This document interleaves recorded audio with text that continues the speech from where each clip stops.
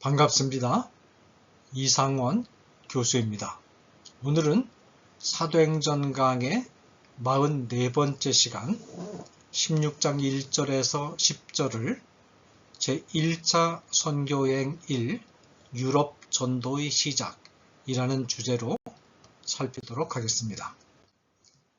오늘 우리가 살펴볼 세 개의 소주제는 루스드라 사역의 값진 열매인 디모데, 그리고 디모데의 할례, 그리고 바울의 행로를 섬세하게 바꾸어 주시는 하나님이라는 세 개의 소주제를 중심으로 본문을 살피도록 하겠습니다.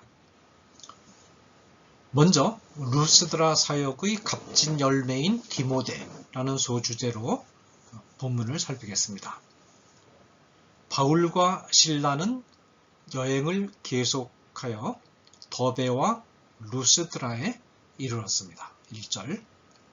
루스드라는 바울에게 선교의 기쁨과 고통을 동시에 안겨주었던 도시입니다. 바울이 루스드라에서 안전뱅이를 고쳐주었다가 당한 일은 이미 1차 선교 여행 과정을 공부하면서 살펴본 바 있습니다. 바울이 안전뱅이를 고쳐주는 것을 보고 루스드라 주민들은 바울 일행을 신으로 판단하고 두 사람에게 제사를 드리려고 했습니다. 바울과 바나바가 급히 이 일을 만류하자 이번에는 루스드라 주민들의 태도가 돌변하여 바울을 돌로 쳤습니다. 이때 바울은 사실상 죽은 것이나 다름없었는데 하나님의 은혜로 다시 살아납니다. 그러나 이와 같은 고통에는 고통을 상쇄할 만큼 값진 열매가 뒤따랐습니다. 루스드라에서 바울의 전도를 듣고 많은 사람이 기독교인이 되었는데 특히 그 가운데 디모데라는 훌륭한 청년이 있었습니다. 고린도전서 4장 17절에서 바울은 디모데를 가리켜서 신실한 아들이라고 부르고 있는데 이것은 디모데가 바울의 설교를 듣고 기독교인이 되었음을 암시하는 것입니다. 디모데를 얻을 수 있었던 것은 바울에게는 말할 수 없이 값진 수확이었습니다. 두 번째 소주제는 디모데의 할례입니다. 디모데는 유대인 출신 어머니와 이방인 출신 아버지 사이에서 태어났는데 어머니 유니게와 외조모 로이스로부터 경건한 유대교 교육을 받았던 인물입니다. 디모데는 기독교인으로 개종한 이후에 훌륭한 신앙생활을 영위함으로써 루스드라뿐만 아니라 인근에 있는 도시 이고니온의 성도들로부터도 칭찬이 자자한 성도였습니다. 바울은 디모데를 선교 사역에 동참시키고 싶었습니다. 또한 디모데를 가까이 두고서 계속 교육도 시켜서 더 다듬어진 교회의 지도자로 만들고 싶었습니다. 따라서 바울은 디모데를 선교 여행에 합류시키기로 결정합니다. 그런데 바울은 디모데를 데리고 떠나기 전에 한 가지 조치를 취하는데 그것은 곧 디모데로 하여금 할례를 받게 한 것입니다. 그 이유가 3절에 기록되어 있습니다. 바울이 그를 데리고 떠나고자 할새 그 지역에 있는 유대인으로 말미암아 그를 데려다가 할례를 행하니 이는 그 사람들이 그의 아버지는 헬라인인 줄 다 알미더라. 바울은 디모데가 유대인들에게 불필요한 비난을 받지 않도록 하기 위하여 이런 조치를 취합니다. 바울은 할례를 받아야만 하나님의 백성이 될 수 있다고 주장하는 유대주의자들의 주장을 철저하게 반대한 인물입니다. 예루살렘 교회도 바울의 입장을 뒷받침하여 할례를 하나님의 백성이 되는데 필요한 조건으로 제시하지 말라고 경고했습니다. 그러면 바울이 디모데가 할례 받는 것을 서두른 이유는 무엇일까요? 그 해답은 디모데에게 할례를 받게 한 것은 구원의 문제가 아니라 선교 전략과 편의의 차원이라는 점을 유념하는 데 있습니다.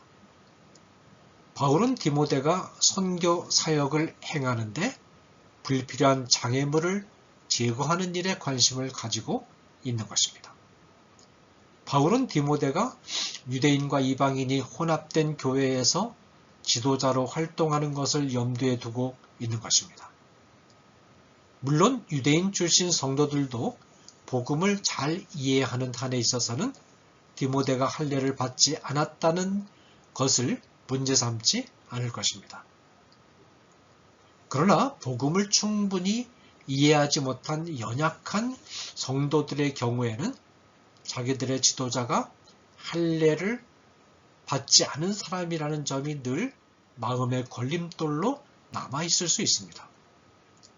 또 교회 일이 언제나 순탄한 것만은 아니어서 때로는 디모데에게 반대하는 성도들도 일어날 수 있는데 이때 할례를 받지 않았다는 사실이 분쟁의 구실이 될 수도 있습니다. 이런 사정을 감안할 때 아예 할례를 받아버리면 이런 부류의 성도들을 설득하거나 논쟁에 매달려야 하는 수고를 덜게 됩니다. 그런 수고는 너무나 힘이 드는 반면에 또한 너무나 비생산적인 일입니다. 디모데가 할례를 받았다고 해서 이방인 성도들에게 어떤 불이익이 찾아오는 것도 아닙니다. 이때 할례의 의미라는 것은 단지 간단한 외과 수술 정도에 지나지 않는 것입니다. 여기서 우리는 바울의 생각과 행동의 탄력성을 보게 됩니다. 바울은 할례를 철저히 반대하면서도 할례 그 자체를 아예 거부해버리는 태도를 취하지 않았습니다. 바울을 할례를 반대할 때 그 이유가 무엇인가를 잘 알았고 또 할례를 시행할 때 그 이유가 무엇인지를 잘 알았습니다. 바울은 구원의 근본 원리는 절대로 타협하지 않고 끝까지 고수했으나 그 원리를 적용하거나 구체적으로 생활해야 할 때는 자신이 처한 상황과 문화를 존중하고 양보할 때는 기꺼이 양보할 줄도 아는 폭넓은 생각을 가진 사람이었습니다. 바울은 유대인에게는 유대인처럼 그리고 이방인에게는 이방인처럼 처신할 줄 아는 사도였습니다.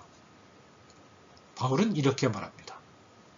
유대인들에게는 내가 유대인과 같이 된 것은 유대인들을 얻고자 하며 율법 아래 있는 자들에게는 내가 율법 아래 있지 아니하나 율법 아래 있는 자 같이 된 것은 율법 아래 있는 자들을 얻고자 하며 율법 없는 자들에게는 내가 하나님께는 율법 없는 자가 아니요 도리어 그리스도의 율법 아래 있는 자나 율법 없는 자와 같이 된 것은 율법 없는 자들을 얻고자 함이라. 고린도전서 9장 20절에서 21절. 바울의 전략은 4절을 3절과 비교해서 읽어보면 보다 분명해집니다. 여러 성으로 다녀갈 때 예루살렘에 있는 사도와 장로들이 작정한 규례를 그들에게 주어 지키게 하니 바울은 디모데를 선교단에 합류시킨 후 선교 여행을 계속합니다. 루스드라뿐만 아니라 이 지역에 있는 성들을 다니면서 바울이 가장 크게 역점을 둔 일은 예루살렘 회의의 결정을 전하는 일이었습니다. 예루살렘 회의의 결정의 핵심은 할례를 받는 것이 구원을 받는 조건이 될 수 없다는 것이었습니다. 디모데를 데려다가 할례를 받게 한 바울이 교회들마다 다니면서 강조한 내용은 할례를 구원의 조건으로 삼아서는 안 된다는 것이었습니다. 바울 일행이 1차 선교 여행 시에 설립했던 교회들을 재방문하는 과정에서 교회들은 믿음이 더 굳건해지고 수가 날마다 늘어가니라 라고 본문은 보도합니다. 5절. 다음으로 생각할 소주제는 바울의 행로를 섬세하게 바꾸어 주시는 하나님입니다. 그런데 바울 일행은 예기치 못한 상황을 만납니다. 성령께서 아시아에서 말씀을 전하지 못하게 하신 것입니다. 6절.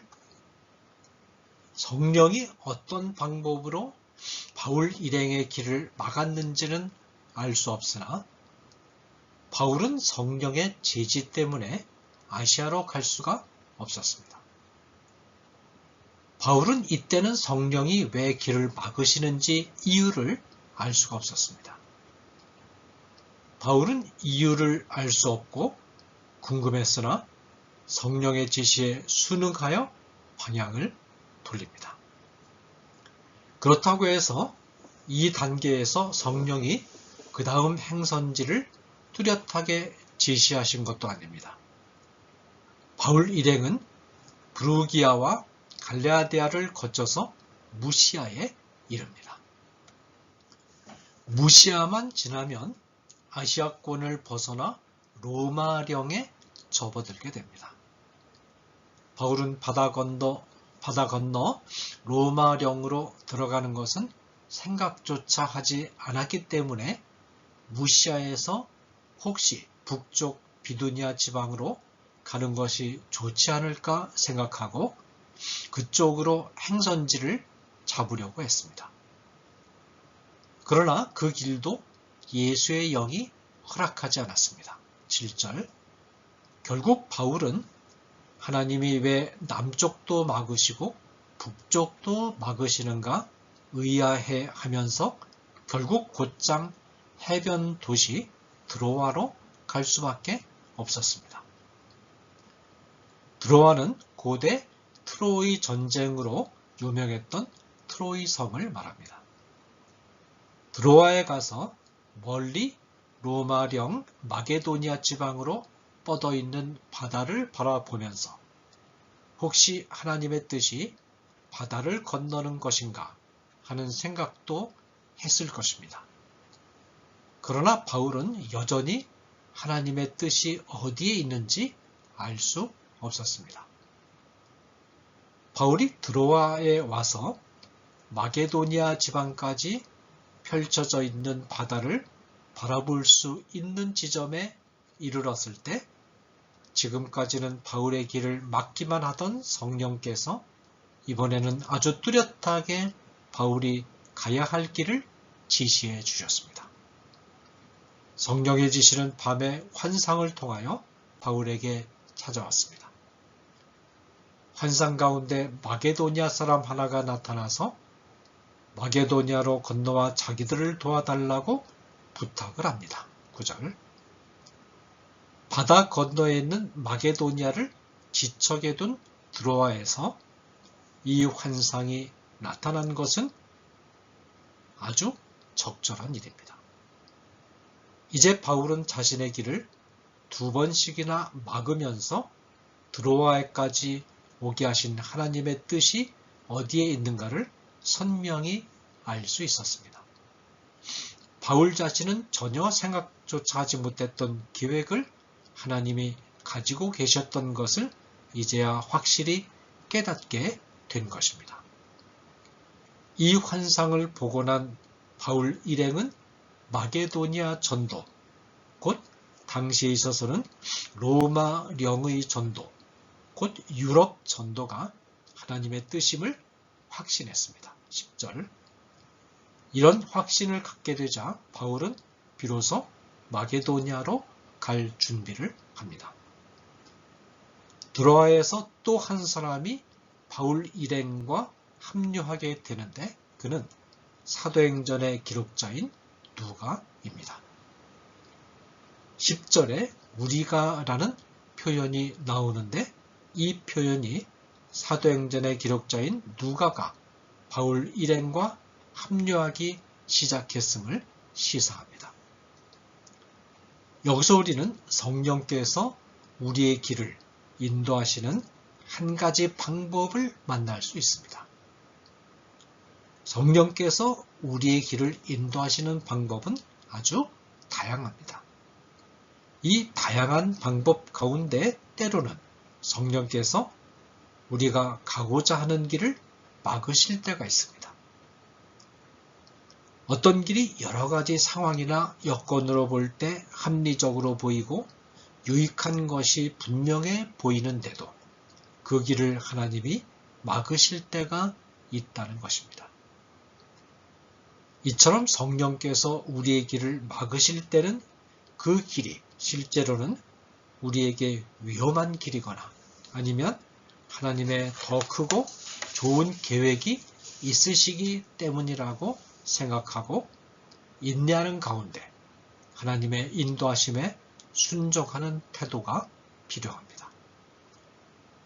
이처럼 우리의 계획과는 매우 다른 계획을 하나님이 가지고 계시는 경우 하나님이 우리로 하여금 우리 자신의 계획을 포기시키는 과정이 뒤따릅니다.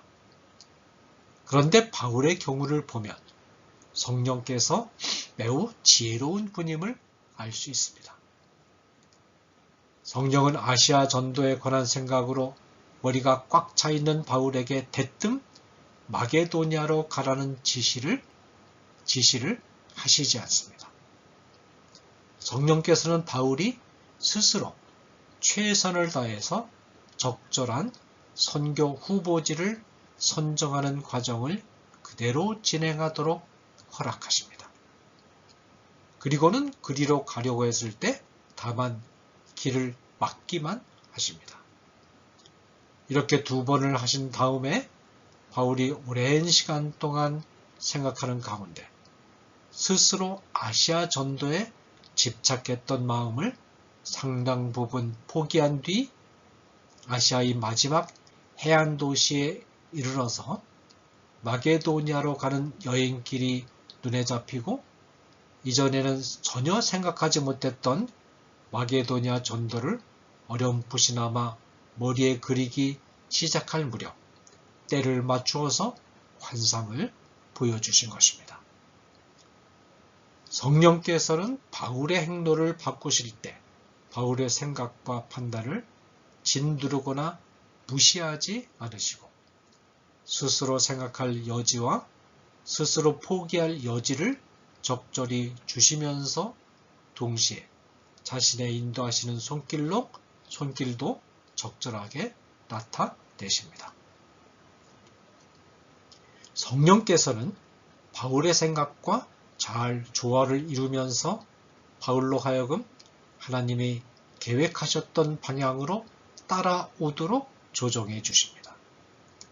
그러므로 우리는 우리 자신의 마음과 성격과 성질을 잘 아시고 거기에 맞게 우리의 길을 인도하시고 또 수정해 주시는 하나님의 배려를 신뢰하고 우리의 생각에 맞지 않는 방향으로 일이 진행되는 경우라 할지라도 인내하면서 순종하고 따르는 훈련을 해야 할 것입니다.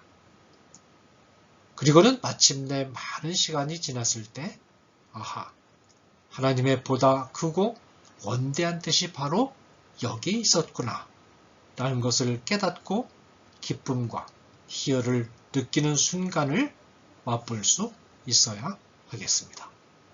감사합니다.